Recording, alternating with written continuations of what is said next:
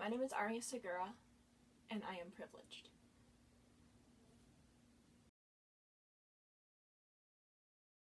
Can you imagine what it would be like if every person of privilege said those words, recorded those words on video, not just tweeted them, but actually recorded those words on video and said, I am privileged and I don't know everything.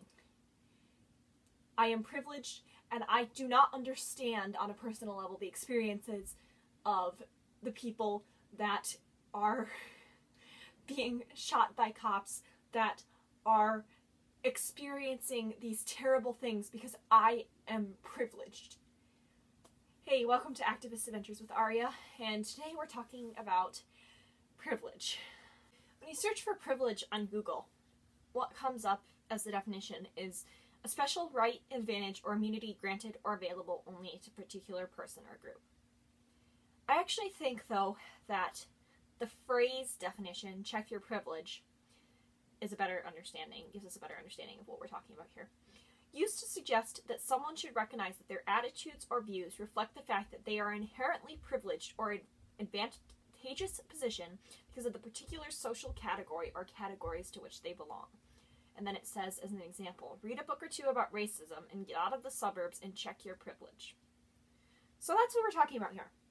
We're talking about people that, because of who they are, just because of who they were born as, they inherently have some special things that they do not have to deal with, that some special rights just because of the, for example, the color of their skin, or their gender, or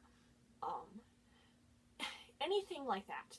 So let's talk about me specifically for a second here, so just so you can understand where I'm coming from. I am a LGBT white woman. Now, you might think to yourself, if you don't know a lot about this subject, well, how can she be privileged? She is an LGBT woman. But let's think about this for a second. I am white. Let's start there. I am a white woman, and I am white. So, by being white, I am inherently less likely to die by gun violence than a black woman. It's a statistic that in the world that we live in. Or we could talk about how I am a middle-class citizen. My family is pretty much directly in the middle, and I then have never had to worry about going to bed hungry. There's an example of privilege.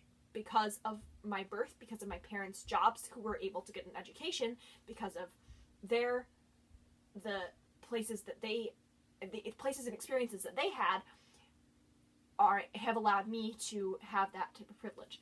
So everyone has some sort of privilege. Even if, and I think that's a really controversial point in some aspects, but I think that needs to be recognized. That even the person who is the biggest minority, and I'm not going to try to name someone because I will, first of all, fail, and second of all, offend someone. But even the person that you can think of who is the definition of a minority, they are the person who has a billion labels, they're the uniquest person in the world. I guarantee you, they will have some sort of privilege because of who they are. So let's talk about among the trans community. If we talk about passing in the trans community, if you pass in the trans community, that automatically gives you a privilege. It does. It really does. If you are white in the trans community, that automatically gives you a privilege. If you are strictly male or female in the trans community, then that gives you a privilege. Everyone has some kind of privilege as compared to someone else. They do. And I really think that needs to be recognized. So let's talk a little bit more about privilege. In this sense, let's talk about what having privilege means we should be doing. So if you are someone of privilege, that means often, if not always, that you have more power than someone else. So, for example, as a white person, I am more likely to be listened to than a black 18-year-old woman that's in the LGBT community by, like, say, like a national news outlet. Because that is inherently the society that we live in. So what does that mean for me? Well, that means for me that it is my job to, first of all and foremost, and this is really important, bring attention to that black 18-year-old LGBT woman, teenager, who is speaking. Secondly, that means that I need to back up their words. It means that I am not to shout over them. It means that I am to listen first and foremost, and then make sure that I understand before I speak up myself. Third, that means that if I say something and I'm called out on it as being racist, sexist, homophobic, misogynistic, ableist, look, list on my shirt plus a million more by a person who is in that community, that means that I will back down. That means that you should back down. Because the fact of the matter is, they know better. They know better because they have lived through it. And I think about it this way. If you have been through a traumatic car accident, if you've been through a traumatic car accident and the person next to you did not see the car accident, did not experience the car accident, but instead they have been in a different car accident. If they said to you, this is exactly what happened. You were hit by a truck, the airbags went off, the back of the car was hit, you were not hurt, and you were in the car accident, you didn't tell them, and actually what happened is you were hit by another car on the side, the airbags didn't go off, it was just a scrape, you didn't go to the hospital, nothing, it was traumatic because you were afraid, but none of that stuff happened. But this person is saying, no, this is really what happened. Well, how would they know? You were the one that was there, right? So they're trying to speak over you and say, look, this was unjust, right? This was not okay. Because they think that they have the right to do so because they have been in a separate car accident. Doesn't make sense, right? That's something's off about that, right? So that's the same thing that often happens in the activist world especially, but also just in general everyday life, is people come from a point of sympathy and don't recognize their power and privilege. They don't recognize that being an ally is recognizing that you do not have the ultimate say in cases that are not directly involved with you. Being privileged is recognizing that you are an ally to those that are not involved with that privilege. You are not the speaker. It is not your job to overrule those that are directly affected. One more thing. Let's talk about privilege in relation to our candidates for the Democratic nomination for president. I will tell you right now that I am not a fan of Joe Biden. I do not believe that a baby boomer, as a rule, especially a white male baby boomer, has any sort of right to the presidency. I don't believe that they understand what's going on. And especially in the case of Joe Biden, he has proven many times that he is a sexist and is not willing to learn to overrule those things. So I'm telling you right now, I am biased in that sense, but let's talk about the candidates as a whole. So let's talk about Kamala Harris. She is a black woman who is running for president. Now, we have never had a woman president, so that's the first barrier. The second barrier is that she is black. We have had one black president. So putting those two minorities together, we have created someone who is, by default in our society, less likely to have the backing of the public. Now, am I saying that it is not the right time for her to run for presidency? Absolutely not. I think that having her as a president would be a wonderful step in the right direction. But I am acknowledging that inherently she has less of a privilege in her run for presidency as, say, Joe Biden. So when you are talking, and so this is my point, when you are talking about the presidential candidates, and you say things like, oh, Harris is too shrill. I haven't heard that one recently, but I know that it has been said. Harris is too shrill. Shrill is a word that is inherently used against women in relation to their tone of voice, because women are more likely to have higher voices when they're excited or powerful. My phone is vibrating next to me, sorry. And so inherently, that is a sexist term.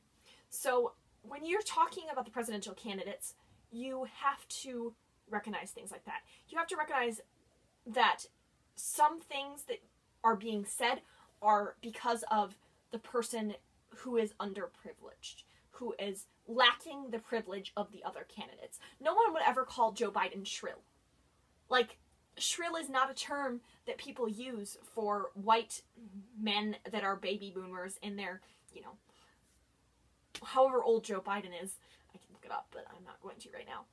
So we need to be recognizing that there are certain things that standards that we hold to certain people, and in this case certain candidates, that are not held to the other people in our group and peers. If you are someone that is not used to talking about privilege or thinking about privilege, where is somewhere you can start? I would recommend to, as a general rule for everyone, no matter where you stand on this subject, to watch The Hate U Give. As someone who is not a black person, who has not been affected by police brutality, it was very eye-opening to me. I have been an ally to Black Lives Matter for quite some time, but watching that movie really gave me an understanding of where they're coming from and what I should not be doing as a white person that I was currently doing. That is inherently racist and inherently discriminatory towards those within that movement. So that's one thing. Another thing would be to write down the labels you use to define yourself. That would be a good exercise. Whether that be your race, your gender, your appearance, your sexuality, your social status, your political status, anything that makes you who you are, and then think about someone who is the opposite of those things. In what ways do you have advantages over the person that is the opposite from you? And then recognize those things. Another thing would be to start talking to people that are different from yourself. I know this one has been a big one for me recently because I am an able-bodied young woman. I am someone who has never had a disability. I struggle with mental illness, but that is an entirely different subject. And I am working a job right now where I am working with adults with special needs. And it has caused me to really think about my privilege as someone who is able-bodied in a way that I have not previously considered. So talking to someone that is different from yourself is a great place to start because you learn from them. Ask them a question something that you do not deal with on a daily basis. So if they are, and make sure that this is okay with them. Say something like, hey look, I'm trying to learn about privilege, and I'm trying to understand people that are not sharing the privileges that I have. So I have this question. Start off with that. That's really important. If they say no, that is okay. And this applies to the people that might get asked these questions. Self-care is okay. If you do not have the energy to answer such questions, you are allowed to say no. And they are allowed to say no if you are the person asking the question. because sometimes you just don't have the energy for that stuff. I know that I don't all the time. But so ask questions. If it's a safe space, if they are willing to answer the questions, ask the questions. Ask them about their life. Get to know them. Get to know them as a person. Get to know what their life is like on a daily basis. How is their life different from yours? And that's just something that kind of, happens naturally. But unfortunately, as a society and as a world, we tend to group with people who are the same as ourselves. And, that's okay, because people that are the same as ourselves understand us. But in order to understand others, we have to acknowledge our differences and learn from each other, learn based on each other's differences. So that's a really important thing to do. I would also encourage you to follow the news outside of your sphere of influence. So learn about police brutality within the minority communities. Learn about the different rates. Learn about trans black women of color trans black women of color, yes. Trans black women who are killed at higher rates in homicides and murders. There have been 5 killed this Pride Month, by the way. Which is devastating, and that should not have been a side note, but there were 5 killed this Pride Month, by the way. Learn how much higher of a risk they are for those circumstances, for homicidal circumstances. Learn about the things going on in the world that are not dangers to yourself. And that sounds a little, redundant, right? Well, obviously I know that, oh gosh, I don't know, what's an example? Obviously I know that the Trump administration banned trans people from the military. Well, okay, great.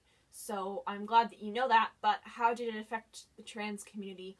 How did it affect the people that are in the military? How did it affect those that the trans people that want to go into the military? What did the other people in the military think? What did trans military people think? What was the end result? What happened to the trans people that were currently in the military? Are they okay? Did they have to go back into the closet? That's the kind of things that I'm talking about. Dig deeper and begin to understand so that you can recognize your privilege and recognize that you have a voice that has the ability to help with those situations without overpowering the people that are being affected by them. So yeah, those are just my thoughts. I watched The Hate U Give tonight, and I mean, all of this has kind of been stewing in my head for a long time, but it just kind of all came to a head here. So, I figured I would do a video. I have not been doing a lot of covers lately. I do not like doing it to karaoke tracks, but I don't play piano very well, and I don't play guitar, and ukulele is a struggle. So I have not been doing very many covers. I'm mostly just going to be posting live performance videos from now on. So sorry about that. Look at my shirt. Hi, yes, this is a Greenbox Shop shirt. If you don't know about Greenbox Shop, I love Greenbox Shop. They are an incredible company who is a POC-owned. Oh, I just love them. They are a wonderful small company, and they make incredible items, and I know the company owner very, very well, and she is absolutely wonderful. And I highly encourage you to look them up. I will leave a link to their website in the description below. If you have any thoughts on the subject, if I said anything that deeply offended you, please reach out to me, please comment below, or please message me privately on social media. I am definitely willing to talk. I'm definitely willing to make corrections to what I've said. I am not the expert by any means on any of this. I'm speaking from a place of privilege. I'm speaking from a person that has been watching things unfold, but I'm speaking from a place of privilege. So if you have an issue with what I've said, please talk to me. As far as that, please like, comment, and subscribe, and talk to me about anything else you might want to talk to me about. Links to my social media are down below. I hope you have a great day.